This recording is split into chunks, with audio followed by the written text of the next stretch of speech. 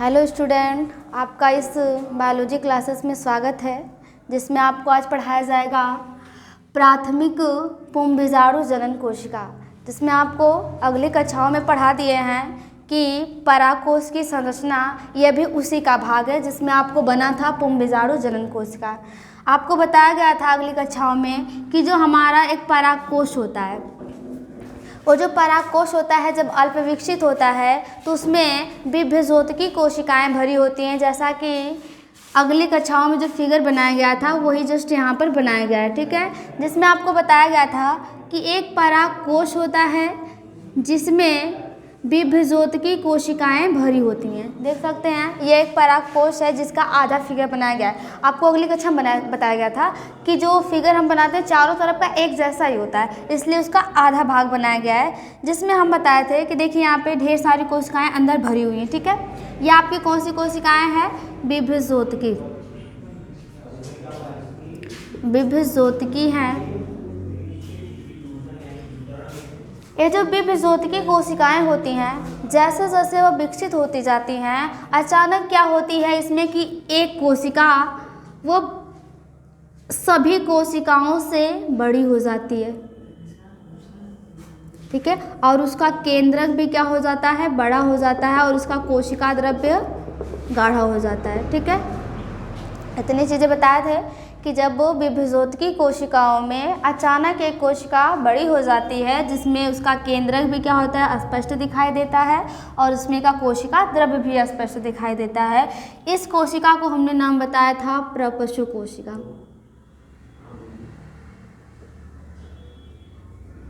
प्रपशु कोशिका। फिर इसके बाद बताया गया था कि जो प्रपशु कोशिका होती है वह विभाजन करती है, और विभाजन करके दो ऊपर, देखिए एक या दो बार विभाजन करती है तो वह दो कोशिकाएं बनाती है। ठीक है, ये वाली जो प्रपशु कोशिका है वह फिर से विभाजन करती है, और विभाजन करके दो नई कोशिका बनाती है, जो एक ऊपर की तरफ होता है और एक क्या होता है? नीचे की तरफ होता है। तो ये दो कोशिकाएं बना ली, और जो ऊपर की तरफ कोशिका होता है उसका नाम होता है प्राथमिक भित्ति कोशिका। बताया गया था प्राथमिक भित्ति कोशिका। और जो उसकी नीचे वाली कोशिका होती है उसको कहा जाता है प्राथमिक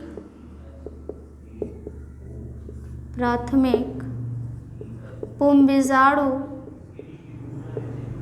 जनन कोशिका।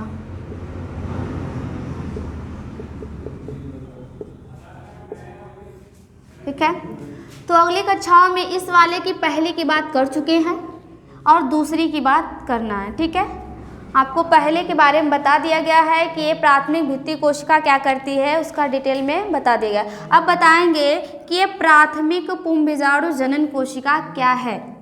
इसका भी निर्माण प्रपशु कोशिका से ही होता है।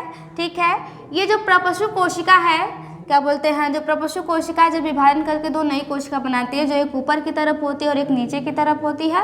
ऊपर वाले को प्राथमिक भित्ति कोशिका और नीचे वाले को प्राथमिक पुंबीजाणु जनन कोशिका। तो आज हम वही पढ़ेंगे कि प्राथमिक पुंबीजाणु जनन कोशिका क्या है। तो देखिए लिखा गया है कि प्राथमिक पुंबीजाणु जनन कोशिका, जो प्राथमिक पुंबीजाणु जनन कोशिका, यहाँ पे जनन हो जाएगा। ठीक है, पुंबीजाणु जनन कोशिका 2 या 3 बार विभाजन करती है। कौन सा विभाजन करती है? समसूत्री विभाजन करती है, और समसूत्री विभाजन करके वो क्या करती है? द्विगुणित, क्योंकि आपको बताया गया होगा कि जो समसूत्री विभाजन होता है, जब कोशिका विभाजन करती है तो वह दो नई कोशिकाओं का निर्माण करती है। अगर एक बार विभाजन करेगी तो 2 बनाएगी निश्चित ही, और 2 बार करेगी तो 4 बनाएगी। लेकिन जो कोशिका नई बनाएगी वह कैसी होती है? द्विगुणित होती है, अर्थात उसमें गुणसूत्रों की संख्या क्या होती है? बराबर होती है। तो वह द्विगुणित कोशिकाओं का क्या करती है? निर्माण करती है, और इस द्विगुणित कोशिका को कहते हैं लघु बीजाणु मात्र कोशिका कहते हैं। समझ में आया? प्राथमिक पुंबीजाणु जनन कोशिका 2 या 3 बार विभाजन करती है और विभाजन करके द्विगुणित कोशिका का निर्माण करती है, जिसे हमने नाम बता दिया लघु बीजाणु मात्र कोशिका। ठीक, उसके बाद है कि ये जो लघु बीजाणु मात्र कोशिका होती है वह करती है अर्धसूत्री विभाजन। ठीक है, वो करती है अर्धसूत्री विभाजन और अर्धसूत्री विभाजन करके आप बनाएंगे। आपको बताया गया है कि जब कोई भी कोशिका अर्धसूत्री विभाजन करती है, बहुत ही इंपॉर्टेंट होता है जो हमेशा मिलता है, तो अर्धसूत्री विभाजन जो होती है जब भी कोशिका करती है तो वह द्विगुणित से अगुणित हो जाती है, अर्थात उसमें गुणसूत्रों की संख्या मात्र कोशिका की क्या हो जाती है, आधी हो जाती है। तो क्या करती है, वही देखिए जो लघु बीजाणु मात्र कोशिका है वह करती है अर्धसूत्री विभाजन। यहाँ पे अर्धसूत्री विभाजन करती है और अर्धसूत्री विभाजन करके 4 अगुणित कोशिका का निर्माण करती है और यही 4 अगुणित कोशिका को हम लघु बीजाणु भी कहते हैं या इसी को परागकण भी कहते हैं। जैसे यहाँ पे देखिए फिगर के माध्यम से, आपको फिगर के माध्यम से बता रहे हैं कैसे बनेगा।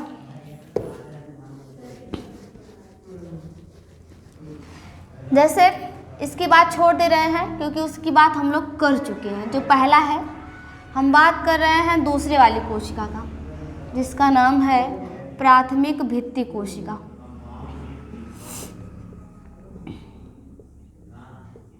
ठीक, ये मान लीजिए आपकी प्राथमिक पुंबीजाणु जनन कोशिका है। ठीक, प्राथमिक पुंबीजाणु जनन कोशिका। ये जो प्राथमिक पुंबीजाणु जनन कोशिका है, हमने बताया कि ये क्या करती है, बार बार विभाजन करती है। ठीक है, ये बार बार विभाजन करती है और विभाजन करके ढेर सारे कोशिकाओं का क्या करती है, निर्माण करती है। जैसे ये क्या करेगी, एक बार विभाजन करेगी तो 2 बनाएगी, 2 बार फिर 4 बनाएंगे, 4 से 8 बनाएंगे। ऐसे ही ये क्या करती है, अपने अंदर ढेर सारी कोशिकाओं का, ऐसे ही छोटे छोटे ढेर सारी कोशिकाओं का क्या कर लेती है, निर्माण कर लेती है।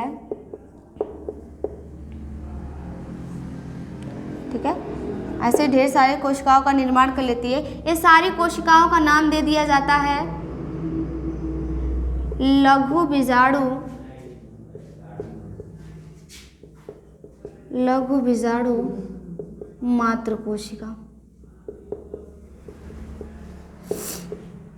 ठीक है, ये है आपकी लघु बीजाणु मात्र कोशिकाएं, क्या करती है, विभाजन करके ढेर सारे बनाती हैं। अब क्या होता है, यही जो लघु बीजाणु मात्र कोशिका एक जो होती है, बहुत सारी है उसमें से केवल एक लिया जा रहा है, ये क्या करती है, अर्धसूत्री विभाजन करती है। कौन सा विभाजन करती है, अर्धसूत्री।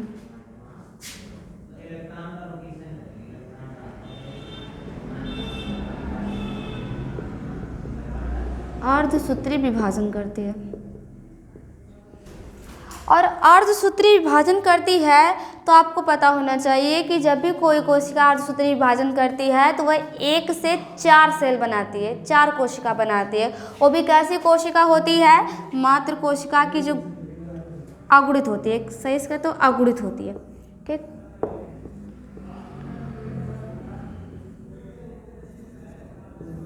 ठीक है, यह जो आपकी लघु बीजाणु मात्र कोशिका है यह अर्धसूत्री विभाजन करती है और अर्धसूत्री विभाजन करके 4 अगुणित यन, ठीक है, अगुणित कोशिका का निर्माण करती है।